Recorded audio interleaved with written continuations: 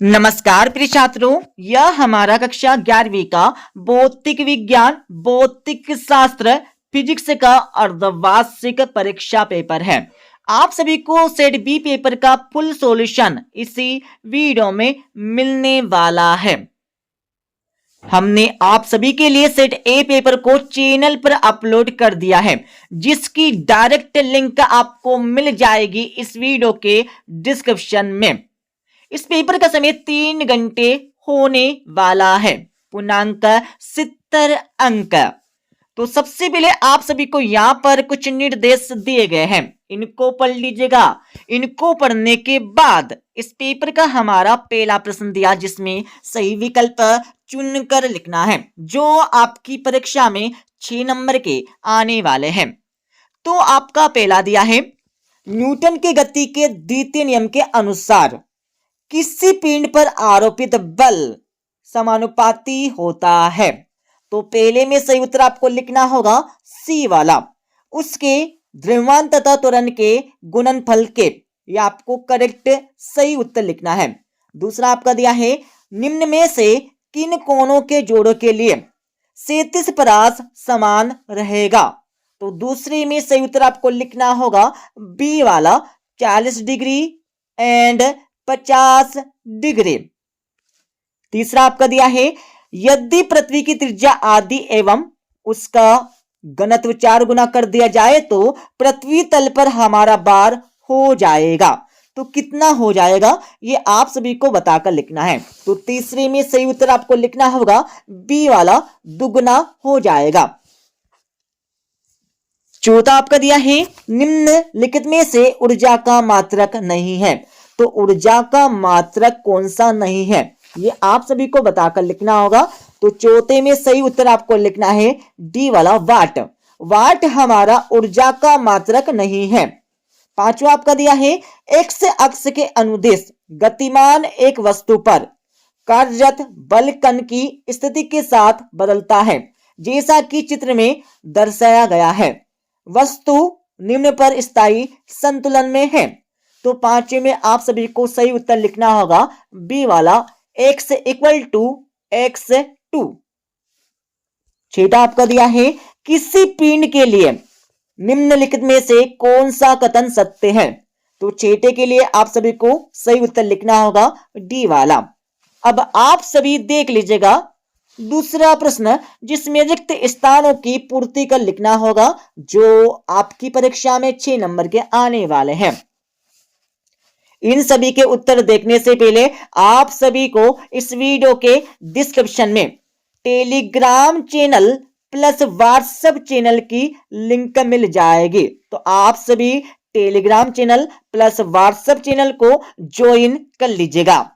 तो आपका पहला दिया है, एक समान वृत्तीय गति में त्वरण वेग के होता है। तो त्वरण वेग के कैसा होता है ये आपको पहले में बताकर लिखना है। तो पहले में सही उत्तर आपको लिखना होगा लंबवत, लंबवत होता है। ओके। दूसरा आपका दिया है, कोई गाड़ी 18 किलोमीटर प्रति हॉर्स की चाल से चल रही है, तो यह 1 सेकंड में कितने मीटर चलेगी। तो दूसरे में आपको लिखना होगा 5 मीटर चलेगी। ओके। और तीसरा आपका दिया है, इकाई समय में उत्पन्न विस्थापन कहलाता है। तो विस्थापन क्या कहलाता है ये आप सभी को बताकर लिखना होगा। तो तीसरे में आपको लिखना है वेग, वेग कहलाता है। चौथा आपका दिया है, न्यूटन के गति के प्रथम नियम को कौन सा नियम कहते हैं। तो चौथे में आप सभी को लिखना होगा जड़त्व। न्यूटन के गति के प्रथम नियम को जड़त्व का नियम कहते हैं। पांचवा आपका दिया है, गुरुत्वीय त्वरण जी का मान कहां पर अधिक होता है। तो पांचवे में आप सभी को लिखना होगा ध्रुवों पर। ध्रुवों पर आपको यहां पर पांचवे का सही उत्तर लिखना है।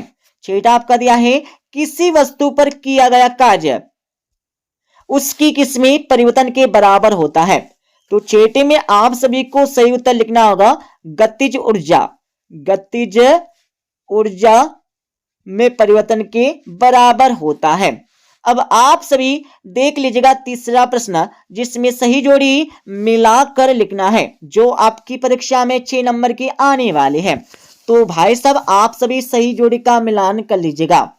तो आपका पहला दिया बल, तो बल में आपको मिलान करना होगा बी से। ओके, संवेग, तो दूसरे का मिलान आपको करना होगा एफ से। गति का प्रथम नियम, तो तीसरे का मिलान आपको करना होगा ई से। गति का द्वितीय नियम, तो चौथे का मिलान आपको करना होगा सी से। और पांचवा आपका दिया है सार्वत्रिक गुरुत्व नियतांक, तो पांचवी का मिलान आप सभी को करना होगा डी से। और छठा आपका दिया है गुरुत्वीकरण, तो छठे का मिलान आप सभी को करना होगा ए से। तो इस प्रकार से सही जोड़ी का मिलान हो जाएगा। अब आप सभी देख लीजिएगा चौथा प्रश्न, जिसमें एक वाक्य या एक शब्द में इन प्रश्नों के उत्तर आपको देने होंगे जो आपकी परीक्षा में 5 नंबर के आने वाले हैं।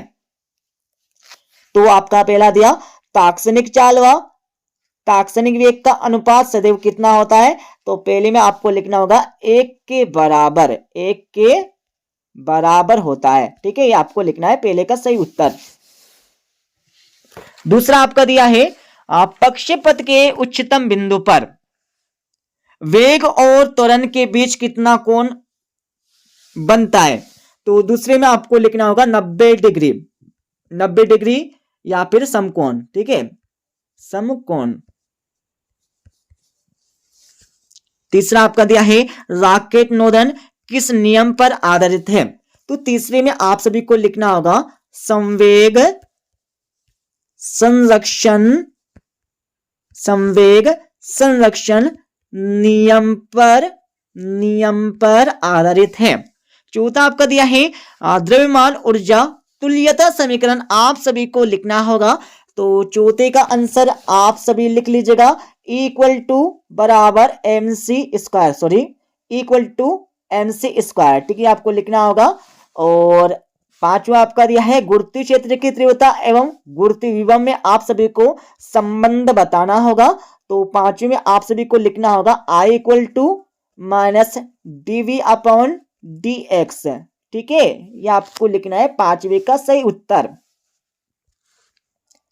पांचवा प्रश्न आपका दिया जिसमें क्या करना होगा सत्य अथवा असत्य बताकर आपको लिखना है, जो आपकी परीक्षा में आने वाला है 5 नंबर के। तो आपका पहला दिया तिर्यक प्रक्षेप में 45 डिग्री पर क्षैतिज परास अधिकतम होती है, तो बिल्कुल होती है, पहला आपका सत्य हो जाएगा। दूसरा आपका दिया है विकृति विमाहीन राशि है, तो बिल्कुल है, दूसरा आपका सत्य हो जाएगा। और तीसरा आपका दिया है द्रव्यमान केंद्र सदैव पिंड के बाहर स्थित होता है, तो बिल्कुल नहीं स्थित होता है, असत्य हो जाएगा। चौथा आपका दिया है गुरुत्वीय बल असंरक्षी बल है, तो बिल्कुल नहीं है, संरक्षी बल है, चौथा आपका असत्य हो जाएगा। और पांचवा आपका दिया है यदि किसी निकाय पर ब्रह बल आगुन शून्य हो तो उसका कोणीय संवेग नियत होगा, बिल्कुल होगा, पांचवा आपका सत्य हो जाएगा।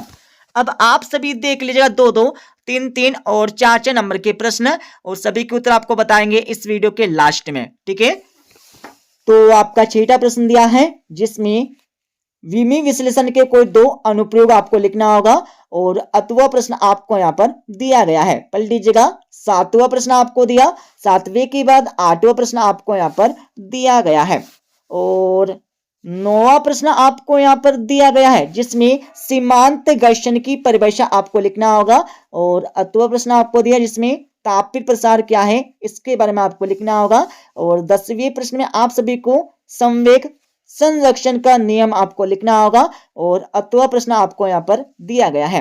11वां प्रश्न आपका दिया, ठीक है, 11वीं के बाद आपको 12वां प्रश्न यहाँ पर मिल जाएगा। 12वीं के बाद 13वां आपका दिया, 13वीं का बाद 14वां प्रश्न आपको दिया है, ठीक है, और 15वां प्रश्न आपको यहाँ पर दिया गया। 15वें के बाद 16वां प्रश्न देख लीजिएगा, और 17वां प्रश्न आपका यहाँ पर दिया है। 17वां प्रश्न आपकी परीक्षा में आने वाला 4 नंबर का, ओके, और 18वां प्रश्न आपको यहाँ पर दिया गया है, पढ़ लीजिएगा। 19वें प्रश्न में आप सभी को बर्नौली का सिद्धांत लिखना होगा एवं स्थापित भी आपको करके लिखना है, और 8वीं वाले प्रश्न में आप सभी को शांता किसे कहते हैं, शान्यता गुणांक के लिए सूत्र स्थापित करके लिखना होगा तथा इसका एसआई मात्रक भी आपको बताना है। 20वें प्रश्न में आप सभी को सरल लोलक किसे कहते हैं इसके आवर्तकाल के लिए सूत्र स्थापित करके आपको लिखना होगा। और 8वीं वाले प्रश्न में आप सभी को उपग्रह का कक्षीय वेग किसे कहते हैं, इसका सूत्र आपको लिखना है। अब मैं इस पेपर का आप सभी को फुल सॉल्यूशन बता देता हूं। अब आप सभी इस पेपर का फुल सॉल्यूशन देख लीजिएगा। तो ये आपका छठे प्रश्न का पहला एंड इसके 8वीं के आंसर आपको यहाँ पर दिए गए हैं, पढ़ लीजिएगा। और 7वीं के आंसर आपको दिए, ठीक है। 7वीं के बाद 8वें प्रश्न के आंसर आपको यहाँ से मिल जाएंगे। 8वीं के बाद आप सभी को 9वें प्रश्न के आंसर यहाँ पर दिए, ठीक है। 9वें के बाद 10वें प्रश्न के आंसर आपको यहाँ से मिल जाएंगे। 10वें के बाद 11वें प्रश्न के आंसर आपको यहाँ पर मिल जाएंगे। और 12वें प्रश्न के आंसर आपको यहाँ पर दिए गए हैं। और 13वें प्रश्न का आपको पहले का एंड इसके 8वें के आंसर आपको यहाँ से मिल जाएंगे। और 14वें प्रश्न के आंसर आपको यहाँ पर दिया है, ठीक है। 14वें के बाद थोड़ा आगे चलेंगे तो आप सभी को मिल जाएगा 15वें प्रश्न का पहला एंड इसके 8वें के आंसर। और 16वें प्रश्न के आंसर आपको पूरा ऊपर से लेकर नीचे तक मिल जाएगा, ठीक है। और 17वें प्रश्न का आंसर आपको यहाँ पर दिया 8वें के। और 18वें प्रश्न के आंसर आपको यहाँ से मिल जाएंगे। 18वें के बाद आप सभी को 18वां का 8वें का आंसर यहाँ से मिल जाएगा, ठीक है। और 19वें प्रश्न के आंसर आपको पूरा ऊपर से लेकर नीचे तक यहाँ पर मिल जाएगा। और 20वें प्रश्न का आंसर आपको पूरा यहाँ से मिल जाएगा, ठीक है। तो इस प्रकार से हमने आप सभी को इस पेपर का फुल सॉल्यूशन बता दिया है, ठीक है। मिलते अगले वीडियो में।